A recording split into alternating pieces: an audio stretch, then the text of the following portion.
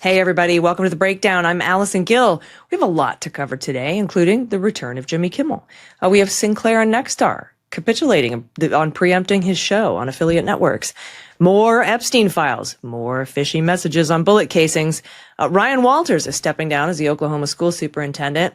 We have the looming Republican government shutdown. And of course, the paper-thin indictment of Jim Comey. This is The Breakdown.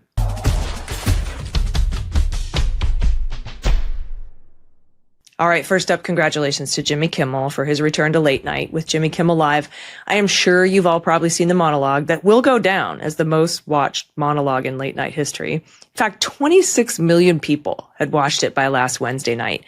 To give you an idea of how huge that is, Stanley Cup Finals gets about 2.5 million viewers. NCAA Men's Final Four, 15 million. World Series, 16 million. NBA Finals, 16.5 million. The Oscars gets about 20 million. Kimmel's monologue, 26 million. That's insane. Now, FCC Chair Brendan Carr and others on the right have been adamant that this was not the government infringing on free speech. No. This is a business decision by ABC and Disney. It's the free market. It has nothing to do with the government whatsoever. But then Trump himself came right out and said, nope, it was definitely the government. Your Honor, I'd like to submit Exhibit A into evidence. I can't believe ABC fake news gave Jimmy Kimmel his job back. The White House was told by ABC that his show was canceled. Something happened between then and now because his audience is gone and his talent was never there. Why would they want someone back who does so poorly, who's not funny, and who puts the network in jeopardy by playing 99% positive Democrat garbage? He is yet another arm of the DNC, and to the best of my knowledge, that would be a major illegal campaign contribution. I think we're going to test ABC out on this. Let's see how we do. Last time I went after them, they gave me $16 million. This one sounds even more lucrative.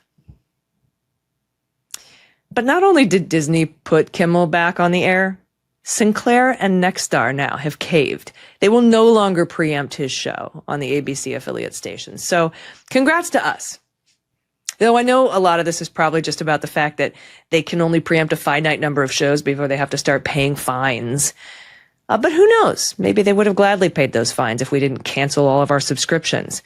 I am just glad that free speech won this time. It won this battle.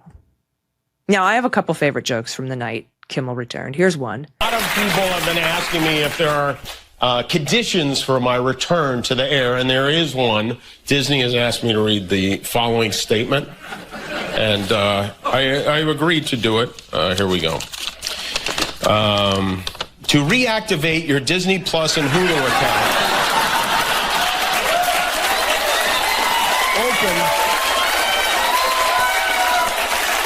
open the Disney Plus app on your smart TV or TV connected device. Here's my other favorite joke from that night. He did his best to cancel me. Instead, he forced millions of people to watch the show. That backfired bigly. He might have to release the Epstein files to distract us from this now. And speaking of the Epstein files, everyone, Adelita Grijalva won her special election this past Tuesday to fill the House seat left vacant by her late father, Raul Grijalva. She beat her Republican opponent by nearly 40 points, but she has yet to be sworn in. Why? I'm guessing it's because she's the final signature needed to force a floor vote to release the Epstein files. She's got Mike Johnson so scared that he's now requiring the official results from Arizona, which won't come out until October 14th, before he swears her in.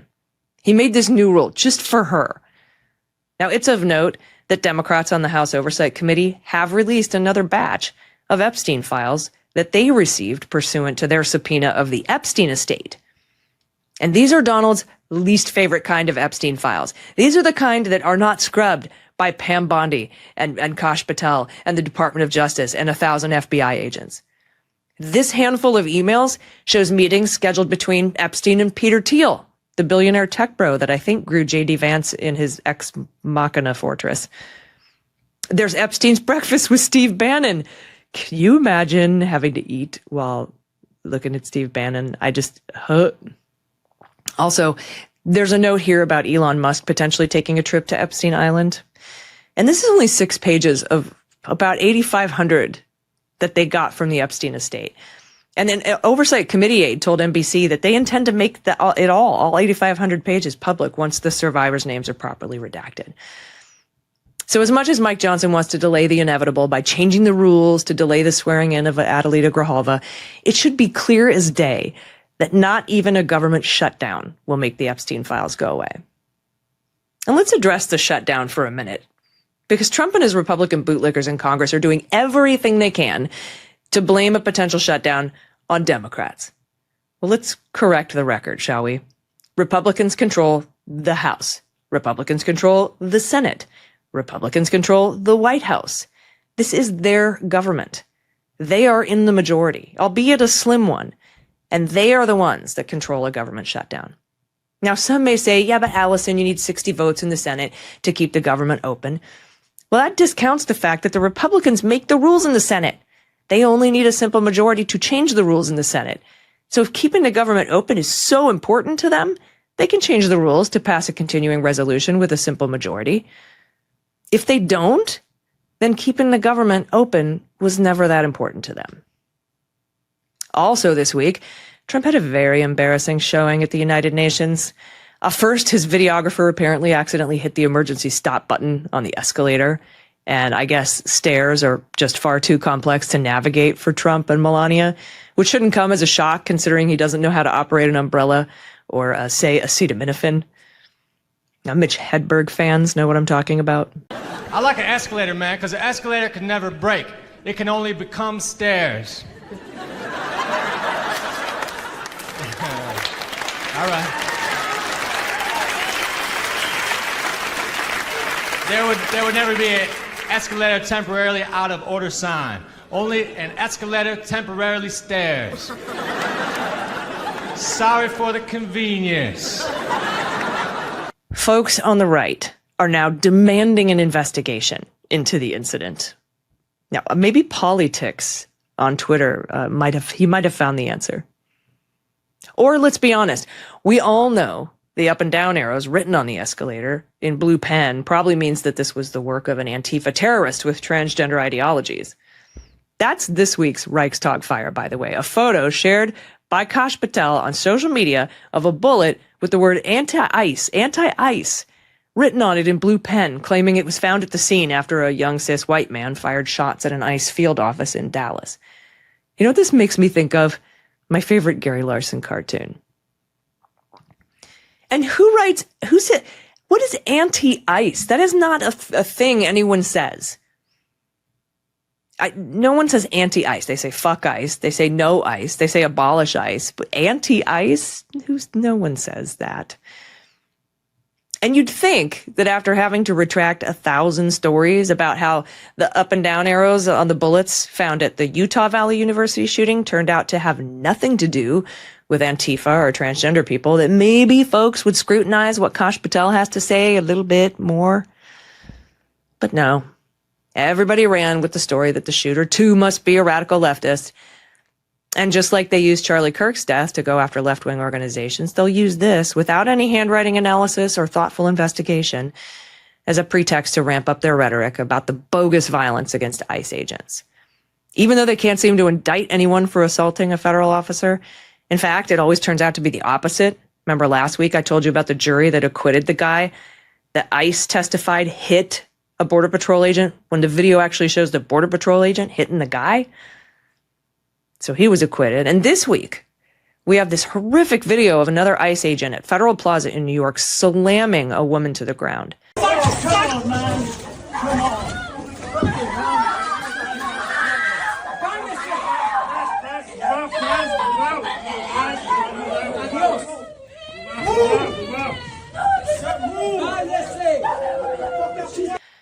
In fact, this assault was so egregious that ICE itself said we had to relieve this agent of duty, and the Department of Homeland Security is going to investigate. Assistant Secretary of Homeland Security Tricia McLaughlin put out the following statement saying, quote, "The officer's conduct in this video is unacceptable and beneath the men and women of ICE." No, it's not. "Our ICE law enforcement are held to the highest professional standards." No, they're not. "And this officer is relieved of current duties as we conduct a full investigation." We're going to keep an eye on this one. We do have some good news this week. Remember Ryan Walters, the anti-LGBTQ plus right-wing Christian nationalist bigot Oklahoma school superintendent who put the anti-trans libs of TikTok lady on the Oklahoma State Library Advisory Committee? Ryan Walters, the guy who said there had to be Bibles in every classroom in public schools, but not just any Bible, the Lee Greenwood, Donald Trump, $69.99 made in China Bible, the one that comes with the Constitution in it that's missing Amendments 11 through 27. Ryan Walters, the guy who got caught watching porn in his office during a school board meeting and was put under investigation. That Ryan Walters. Well, he's resigning as Oklahoma school superintendent, probably to avoid the scrutiny of the porn investigation. He's leaving to, quote, destroy teachers' unions as the new CEO of the Teacher Freedom Alliance. And he may have more impact there, so make sure to keep your head on a swivel. All right, let's talk about a scandal that in any other timeline, in any other universe, would be immediately impeachable by any member of any party. The indictment of former FBI Director Jim Comey. Now, let me start by saying I am not a fan of Jim Comey. We all know what he did in the 2016 election when he decided on his own to announce the reopening of the investigation into Hillary's email server, but declined to mention that Donald Trump was under investigation for conspiring with Russia to steal the election. Kept that under wraps. Putting all that aside, two things can be true. You can be mad about what he did to Hillary, ergo the country in 2016, and you can absolutely decry the bullshit that is the politicization of the Justice Department by way of this indictment. You can do both of those things. I do. After forcing the U.S. attorney in the Eastern District of Virginia to resign because he wouldn't indict Comey, Trump installed insurance attorney Lindsay Halligan, who has not prosecuted a single case ever, and told the world on social media that she had to indict Comey and that she had to do it fast. Why fast? Because the 5-year statute of limitations was about to run out. The right wing has been after Comey for testimony he gave to Congress on September 30th, 2020, where he said he stood by his 2017 testimony that he hadn't authorized someone from the FBI to speak to the press. Bill Barr didn't seek an indictment of Comey in 2020. He shut that down. Durham didn't seek an indictment. Eric Siebert, the U.S. attorney that was just ousted, he didn't seek an indictment of Comey.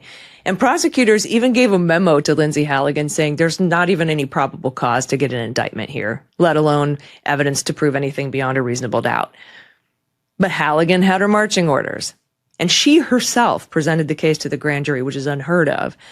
And while we don't know the facts that she presented to the grand jury, she was somehow able to get the grand jury to indict Comey on 2 of the 3 counts that she brought. Now, the crux of the indictment is count 2, and it says, on or about September 30th in the Eastern District of Virginia, James Comey did willfully and knowingly make a materially false, fictitious, and fraudulent statement in a matter within the jurisdiction of the legislative branch of the government of the United States by falsely stating to a U.S. senator during a Senate Judiciary Committee hearing that he, James B. Comey, had not, quote, authorized someone else at the FBI to be an anonymous source in news reports regarding an FBI investigation concerning person 1. Person 1 is Hillary Clinton, so that's the email investigation. Count 2 goes on to say that statement was false because James Comey then and there knew he in fact had authorized person 3 to serve as an anonymous source in news reports regarding an FBI investigation concerning person 1. So we know person 1, that's Hillary Clinton, but who's person 3? Who did he authorize to talk to the press about Hillary Clinton? Everybody seems to think it's former Deputy Director of the FBI, Andy McCabe. But Andy thinks otherwise. Andy hadn't spoken publicly about this since Comey was indicted, until today. As many of you know, I co-host a podcast with Andy called Unjustified. And on today's episode, available wherever you get your podcasts for free, and right here on the Midas Touch Network in full, Andrew tells the whole story from his point of view. And he talks about why he's pretty certain person 3 is not him. Also, I went back and looked at the September 30th, 2025 Comey testimony transcripts, and Comey actually never says, I didn't authorize someone else at the FBI to be an anonymous source in news reports. Ted Cruz says that when he references Comey's 2017 testimony, and Comey simply says, I stand by that testimony. So if Comey was lying in 2017, that is way beyond the 5-year statute of limitations. And you can't keep a 2017 crime alive because you asked about the 2017 testimony in 2020. So who is person 3? Well, we think it's a guy named Dan Richman, but we don't know for sure. The former U.S. attorney that Trump forced out to replace Halligan with, he subpoenaed Daniel Richman, and after questioning him, determined there's not a crime here. So we imagine Trump told Halligan to indict anyhow with what they had.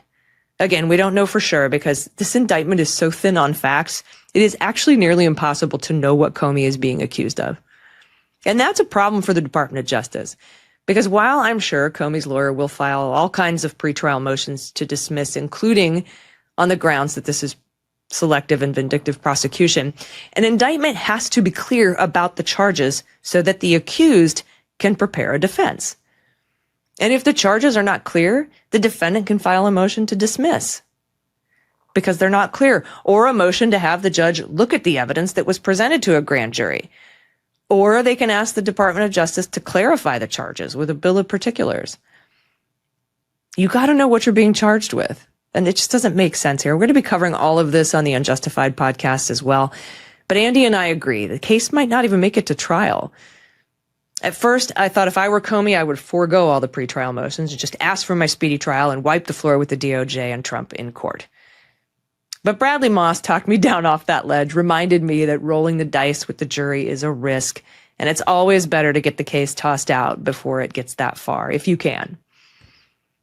So we'll keep an eye on it. Thank you so much for watching the breakdown. And remember, you can watch the entire Andrew McCabe episode of Unjustified here on the Midas Touch Network, or listen to the audio podcast wherever you get your podcasts. I'm Allison Gill, and I'll see you next time on The Breakdown.